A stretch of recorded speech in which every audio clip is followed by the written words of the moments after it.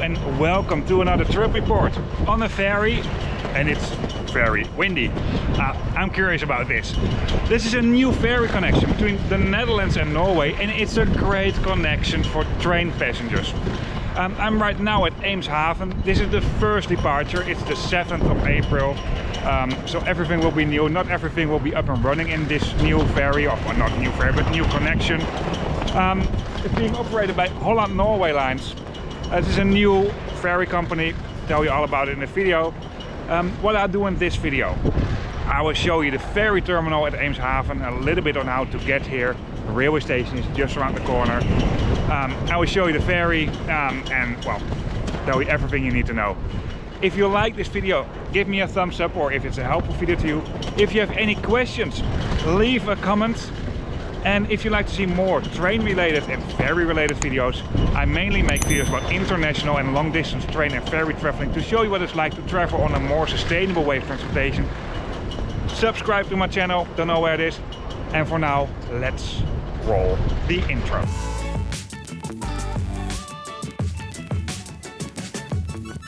But before I start this video, if you're interested in other trip reports, mainly by train but sometimes by ferry, below in the description of this video you find a link to a map, and on this map you find all trip reports I did.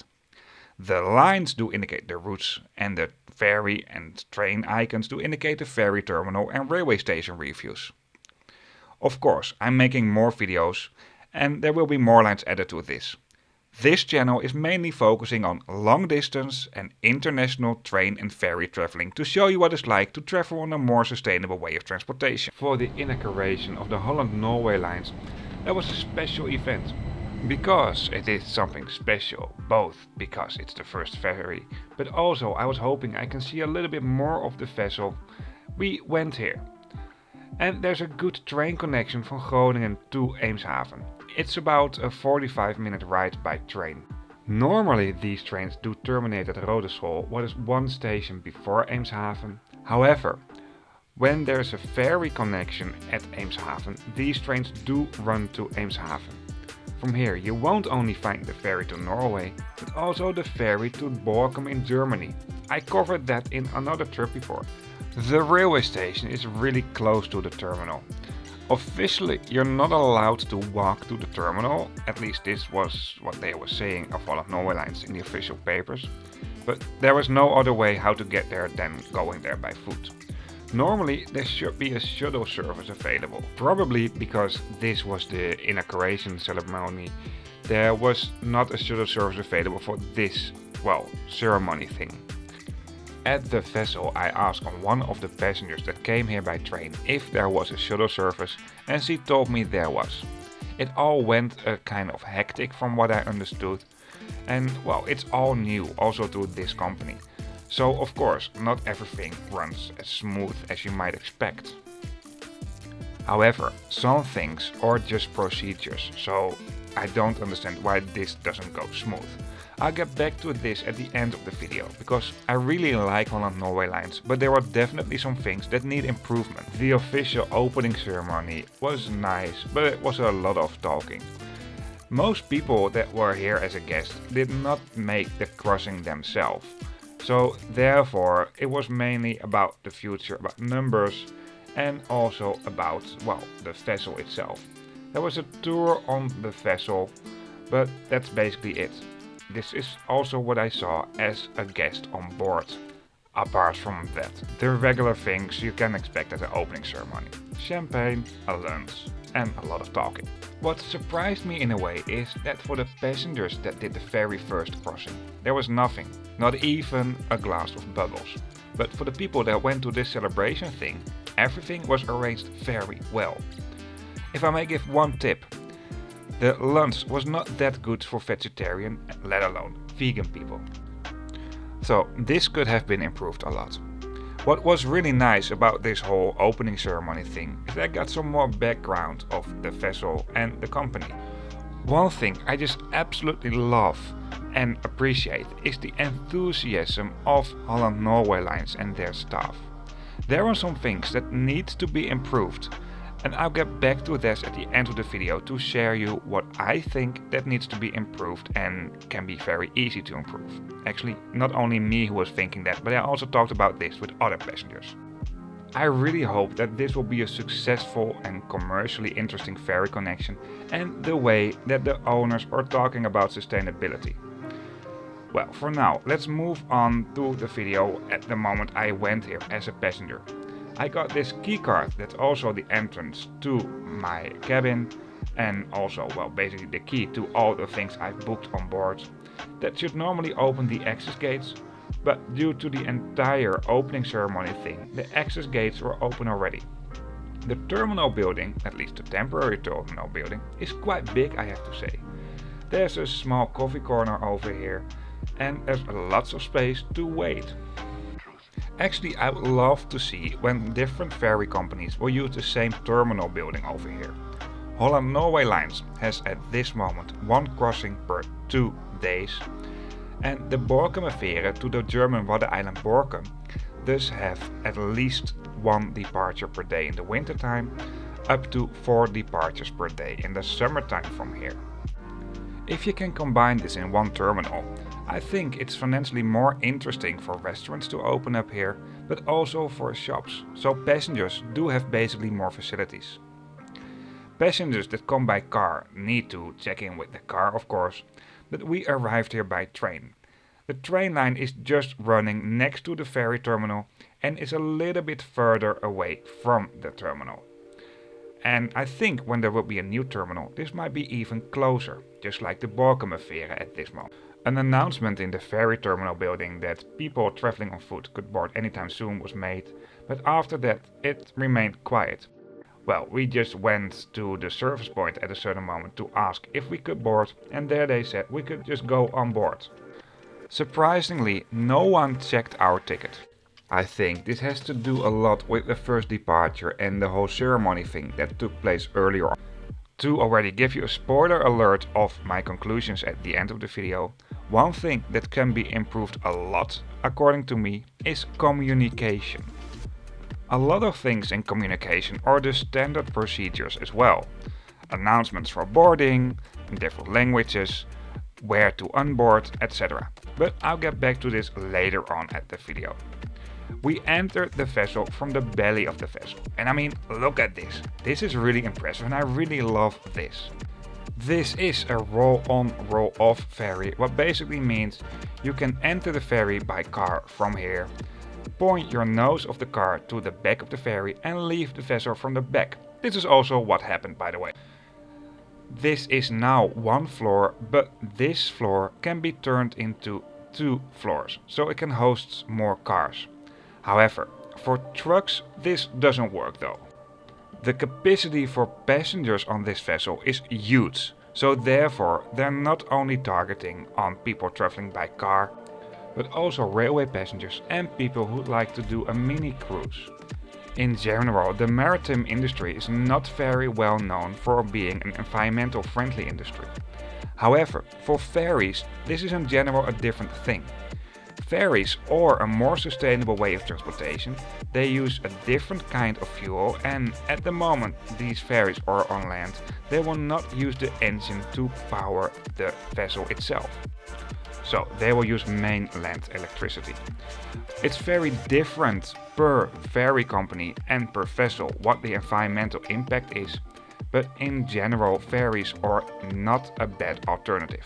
Trains are still a better alternative though, even on this route. For train passengers, this is a very much appreciated welcome addition for this route. The trains between Hamburg and Copenhagen, for example, are really popular and therefore pretty often fully booked, especially if you book last minute, and the trains between Gothenburg and Oslo don't run that frequent, I have to say. Sneltoget, a privately owned railway company though, is offering some good connections as well, and I think they are one of the most serious competitors of Holland Norway Lines. I try to make a trip report on those trains as well, but one thing I like more about ferries compared to trains is that you have way more space in your cabin. Before I show you everything I can show you on this vessel, I will show you the cabin, and I start off with the most basic cabin where I also stayed on and which you find most. If you're staying on board of a ferry, for most ferries, most of the cabins are inside cabins. So this basically means there is no outside window. Feels a little bit claustrophobic when I explain it this way, but it's actually quite good. And this ferry, well, they have a big mirror in it. You get a key card at the moment you check in. It's made out of paper. If you book, for example, dinner when you make the booking, it's also based on this, so don't lose it, because it's also my key to breakfast and my key to dinner. There are 2 decks where you find cabins, deck 8 and 9. We're at deck 8 and room number 810. So this is a key card. Here we go. There's no holder, so you don't need to put a card in for electricity. So here this is quite spacious, I have to say. It's really a lot of space. This is more than, for example, Stena Line. I did a trip report on recently. Well, I will publish that one later. There are 3 beds. One over here. One over there, of course. And over here, there's another bed. Oh, that's quite nice, I have to say. And I really like the big mirror over it. It doesn't feel claustrophobic at all. You have some reading light over here. Place for magazines or phones. We put our luggage and some coats over there. Small desk, power plugs. At least a main light and another light. Oh, volume, I think for the announcements. Normally they can place magazines in here as well. And there's a TV over there. I will check the channels later on. The TV wasn't connected yet. I don't know if this will be connected anytime soon or they will keep it this way. Anyway, it wasn't working apart from the front camera. So you can have a look at where we are, and that's basically it. And even though the front camera isn't a unique feature on a ferry, I still really like this. And then you have the bathroom. And this is one of the biggest advantages on traveling on a ferry instead of traveling on an overnight train. You have so much more space. So ensuite shower, toilets, washing sink. It's really nice. I will let you know later on if this was a good shower or not. The showers are good. Yeah, and these are the most common cabins. If you have these cabins with an outside window on the outside, this is basically a window. At the moment you find the mirror, this is window, so it's relatively okay. It's air conditioning inside. Yeah, what else do I need to explain? There's a staircase over here. You can put it for the upper bed, so it's a little bit easier to get on the upper beds. And I don't know what I need to say else anymore. Of course, I did my best to show you as much as possible. And I was able to sneak in one of the more luxury cabins that do have a double bed. I was not here at the moment the vessel was starting the journey. It was at the end of the journey, so they were cleaning already. So it's not as clean as it should be. There's a nice double bed, and right next to the bed you'll find power plugs. I was missing this in my cabin. The bathroom feels about the same size as the bathroom we had, but there's a small desk, a phone, and there's also this fridge. I don't know if they will fill this up as a minibar or not, but well, I think it might happen. You can find this information on the website of Holland Norway Lines, because this might also change. And there's this big closet. It's really nice, it's more spacious, but I think my cabin was quite good, I have to say. There are more luxurious cabins, but I didn't succeed to sneak in one of those.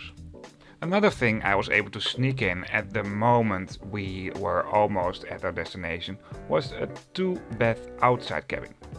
Basically the same as what we had with a 3-bed cabin, but there's a little bit difference. You find this closet and this makes it look a little bit more spacious. Also the daylight, actually it's quite nice, I have to say. The bathroom is the same as the 2 bathrooms I showed you earlier, and that's it for the accommodations on this vessel. For all accommodations, towels are included. However, on this 17-hour long crossing, you probably will not only spend your time in your cabin.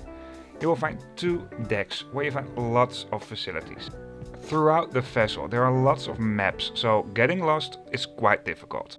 Of course, not all facilities are open 24/7. However, the fast lane restaurant should be open more or less for the entire length of the journey. Because this was the first crossing, not everything was open yet, and the same thing counts for this restaurant. What is a kind of a pity. The fast lane restaurant is mainly for fast food. Another thing you'll find what was closed during this trip was the disco and sports bar. Norway isn't really a party destination for people from the Netherlands, and the other way around, I don't know, to be honest. However, I hope this is not going to be a party boat, because I traveled on ferries that were party boats before, and I have to say this can be quite annoying if drunk people walk around the ferry at night. What I found out at Holland Norway Lines is that they are actually still defining who their target group is. So I don't know if this will become a party boat connection or not. At the back of the vessel you find this nightclub, and this place is huge. Although we didn't go here because our ride was quite bumpy, I have to say. So we went to bed quite early. Close to the nightclub there's a casino, but this vessel has a lot more to offer. A little bit more at the back of this vessel there's a coffee bar for coffee, tea and cakes. At the moment of departing this was actually the only spot that was open. Probably this is only during the first weeks of operation, and later on there will be more opened. At the total back you find this play area for children. At the middle of this children area there's also a stage, and in the summertime or during school holidays there will be more activities for children as well. At the side you find this playground, and I really like this, I have to say. Traveling on a ferry with children is quite relaxed because they can just run around and you travel at the same time. As you might expect on an international crossing there's also a shop, actually two. Basically you can expect the regular things that are for sale in tax-free shops on long-distance international ferries. A lot of perfume, tobacco, alcohol, touristic stuff, etc. Things I missed though were basic things like underwear, for example, for if you didn't took enough with you, but they were still stocking up the inventory of these shops, so maybe this will be there soon. Right next to the entrance of the perfume area there's the front desk or reception. I don't know how you want to mention it. The shops have been split up in two different shops. The perfume shop I showed you earlier, and then there is this shop. Over here you'll find the more touristic stuff, some cables for phones, foods, sunscreen, etc. Something where it's absolutely not a shortage of is restaurants in this ferry. Restaurants and pubs. The moment I entered the vessel there was one pub opened, but unfortunately I didn't film there. This restaurant here looks kind of close, but this here on my right, I really like this place. This had the best atmosphere. We pre-booked a dinner at the moment we made our booking, what is a little bit more affordable. But that was not possible over here, so maybe just see at the moment you're at the ferry where you like to have dinner or breakfast. This might be slightly more expensive, but it also gives you more freedom to choose. However, on busy days I can also imagine that having a reservation in advance also gives you more guarantee on a place to have dinner. For breakfast and dinner we booked at the Grand Buffet at the front of the vessel. Well, this is a buffet as you can see over here. It's okay, but it's not really stunning. I do have to say, the selection for vegetarian or vegan is really limited, and I think this can be improved a lot. Especially if you're talking a lot about sustainability as a shipping company, I think this is one of the things you should take in consideration, because the environmental impact of meat is really big. Apart from that, the variety of food was really good. Especially for the breakfast, although I did not have a lot of breakfast because I was still a little bit seasick because of the storm we went in last night. Thank goodness in the morning the weather was quite good. Something you might not expect is the conference area. This place is huge and there are several conference rooms. Some of them, actually most of them, are not that big, as you can see over here. But one conference room is really big, so this is perfect for a business trip and traveling at the same time. There's also a sauna available, and within the sauna there's even another conference room. The sauna facilities were closed at the moment we did the crossing. And well, I tried to sneak in one of them, but the doors were all locked.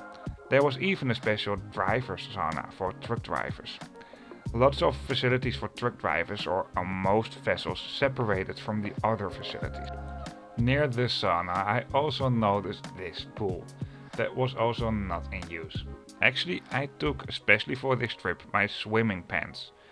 But I could use it on the next vessel I took, and there will be a video about that as well. That is from Oslo to Copenhagen. Actually, I found out I did not film a whole lot of the restaurants within this vessel. At the outside deck at the back of the vessel there's also a restaurant, well, kind of a bar, but that's only open at the moment the weather is good. And that was not the case during this trip. At night it got really stormy, but I don't have any footage of that. At the morning when we arrived near Norway, the weather was actually quite good and there was even some sunshine. About connectivity on board, Wi-Fi is available in the public spaces, not in the cabins. According to the website of Holland Norway Lines, there should also be a mobile signal on board, but that was not working during our trip. And that's actually a good thing, because the costs for using a mobile maritime network are really high. So, to save costs, just use some Wi-Fi. I really loved the view from the ferry in the morning, and this is not even the prettiest part of Norway, so it might be a good start to go, well, to other places of this beautiful, but really beautiful country. Because I did only a weekend trip with a friend and we did not went too deep into Norway, I went by train from here to Oslo, what was pretty nice, but it's not the prettiest part of Norway. The ferry terminal at Kristiansand is being used by different ferry companies. This is close to the railway station, the central bus stop and the city center. It's not a big city after all. We were onboarding this vessel via the car deck again, where it's way busier than at the moment we were boarding here. Well, that's simple, because we were one of the first people to board on this vessel. They can split up the car deck in two sections, and actually I'm kind of surprised that I didn't do it, because it was quite full, I have to say. We were not boarding via the gate, but well, via the car deck and eventually via a staircase to the gate. I guess for people traveling with mobility problems there will be special services available. The ferry terminal at Kristiansand might be bigger in terms of having more ferry companies that will use this terminal and having gates to the vessels. It's not really bigger in terms of facilities like restaurants, etc. There you find a color line ticket desk, a fjord line desk and also surprisingly already a Holland Norway Lines desk.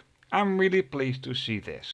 A bus station for city buses, local buses and long distance buses is located right at the other side of the ferry terminal.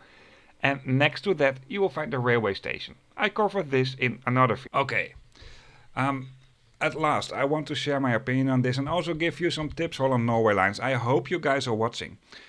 First of all, I want to say I really like the way, the ambitiousness of Holland Norway Lines. They want to have emission-free vessels within 5 years. I think that's really ambitious, but without ambitions you're nowhere, so keep the spirit up. I really like that, I really appreciate that.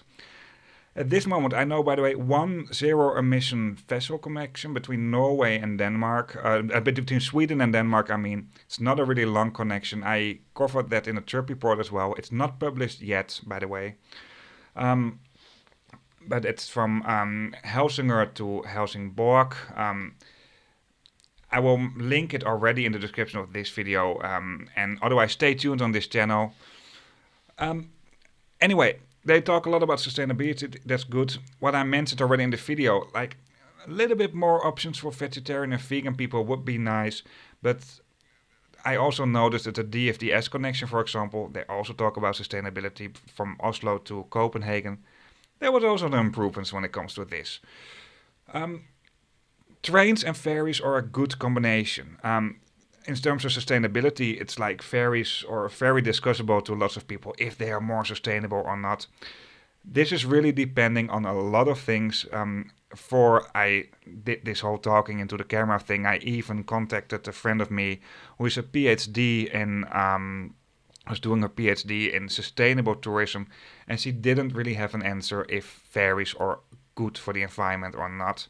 This really depends on a lot of different factors. But in general, ferries are the most sustainable way to travel over water. Fast ferries, though, they're not good for the environment because they will use a lot of fossil fuel. But slower ferries are in general better for the environment. They use different kinds of fuel than cargo vessels. Um, and there are other things how they, well, improve their environmental impact as well. I'm not going too deep in that right now. But what I really missed is they talk about that there's a good connection for the trains. But I missed the rail and sail offer, for example, for the Netherlands. That's easy to do. You can go to NS Ticket Desk. If you purchase a lot of tickets in one go as a company, you can use them and you can sell them for a little bit more. So you have can make some extra profit. And I think with these numbers, what they ask there, this should be easy for Holland Norway Lines to make an easy profit on this. In Norway, this is a little bit a different thing because there you have trains that include a seat reservation if you buy a ticket, at least on this route. So that's a little bit a different thing. Also, what I noticed, there was a bus standing there at the ferry terminal in Eemshaven, and I think this bus is mainly there for mini cruise passengers to Groningen. But why do that if there's a railway station right next to it? Just use the trains. They're there. And probably more affordable than renting a bus. So I don't really get this. They're trains and they're good. Arriva, that's running trains on the section Groningen-Eemshaven, is really flexible. Normally Rode School is the terminal station, but I can tell you from an experience point of view that if there's a delay with the ferry to Borkum, to the German Waddeneilanden Borkum, what was until now the only ferry that departed from Eemshaven, they would just let the train run further to Eemshaven. There is time for that in the schedule. What surprised me in a way, by the way, was that whole ceremony thing was only at the Dutch side of the border. It was on the Norwegian side, there was nothing. First, passengers for the commercial crossing didn't got anything extra. That's a kind of a pity. I think it would have been really nice if there was a little gesture to it. Of course, I understand you're not giving away things, but a little gesture would have been nice. What is something I already mentioned in the video, communication in general was not that good. And these are some things that are just a protocol. At the moment we were at the terminal at Eemshaven, there was no communication on when can we board the vessel. How there was one announcement that the boarding process will start soon, but that's it. At a certain moment I just went to the information point over there and asked like, okay, when can I board? And then I said, oh no, you can just go on board. I'm like, okay, how should I know? So this is something that can definitely be improved, and these are just standard protocols. Same thing for disembarking. There was not a lot of information on the vessel itself. I thought I've missed something, so I asked other passengers, did you heard an announcement? No, we just went to this point here at the vessel where we left the vessel in Norway, at the lower deck, at the car deck.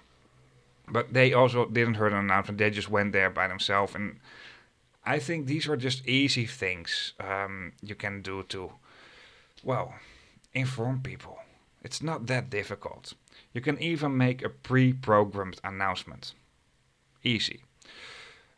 Something that was really bothering me, and I don't want to be the guy that's complaining, but I think what I really appreciate is honesty, and what I really not appreciate is being not honest and faking. At the moment we were leaving, the weather was bad. It was a lot of wind. One of the ropes broke at the harbor in the Netherlands. Sounds really scary. It's not scary because they responded really quick to this. Really good work, I have to say. My compliments to the people who did this, and especially the captain of the vessel. You did a great job on this. The captain was announcing something like, due to the strong wind, we will depart a little bit later. We will arrive at 12 o'clock. Okay. We also arrived at 12 o'clock. But in the media, we heard that rope broke. And then the media, Holland Norway Lines, was just informing us, yeah, we will be there just on time. There will not be a delay. Die komen op dezelfde tijd, morgenochtend komen ze in Kristiansand aan. And passengers are enjoying themselves. En de mensen aan boord, heeft u contact gehad? Hoe is het daar nu? Ja, kijk, iedereen die vindt het fantastisch aan boord van het schip. Het is echt geweldig mooi ingericht. Het is een fantastische keuken. Dus onze passagiers die merken eigenlijk niet dat ze nog niet varen. Well, I really laughed at that because that's not true. There were not a lot of restaurants open like I mentioned before because they were saying, yeah, there are lots of restaurants, they're enjoying themselves. Yeah, there's one coffee corner open where I can buy cake and coffee. And there's a pub open where I can buy beer but no snacks. I was kind of hungry, actually, to be honest. And I was not... more people were a little bit disappointed by this. And I think it's okay when things go wrong. Where people are working, things go wrong. Where bad weather happens, these things might happen. There was no dangerous situation at all, although it might sound like it. But there was no dangerous situation at all. But please be transparent about it. I missed my train in Kristiansand. What's really disappointing because I bought a promotional fare ticket what I cannot cancel, and these tickets are for a specific train only. Well, that's not going too deep in that, but it's in Norway in general. So I basically had to buy a new train ticket, what costed me more than double of the original train ticket. And just in case you didn't notice, Norway is not really the cheapest place to go to. Although trains are in general quite affordable, I have to say, unless you take a sleeper train. A sleeper train with a private sleeping cabin. But that's another story for another topic, for another video. But I'm quite disappointed on this point, actually, I have to say. And I can't make up my mind if I like this new connection or not. The vessel that they are using is not new. They rented it from Tallink Silja Lines. It's a good vessel, though. I had nicer vessels, but I also had worse vessels. The one that were worse are quite interesting as well. I also want to make a video about that. But yeah, I think I just can't make up my mind really yet on Holland Norway Lines. I really like the new connection, but some things should really be improved before I can say that I really like it. If you have any experience on this ferry or this connection, please let me know in the comments. For now, let's end up this video. That's it for this video. Due to the weather, this was quite an interesting ride. However, I really like that they have these new ferry connections. I think there are some things they can improve, and I hope this definitely will. I shared them in the video, definitely. Right now, we're taking a train from here to Oslo. I'll also make a video on that, and in that video I will show you the railway station of Kristiansand, what is right next to the ferry terminal. So you have the ferry terminal behind me, long distance bus stop, and the railway station is more or less integrated in each other. It's a perfect connection, and well, that video will be there soon as well. Once again, I hope you like this video, or this has been a helpful video to you. If it is, give me a thumbs up, and if you have any questions, leave a comment. And if you'd like to see more train and ferry related videos, mainly long distance and international, because this channel is about to show you what it's like to travel in a more sustainable way of transportation, subscribe to my channel. See you on my next video.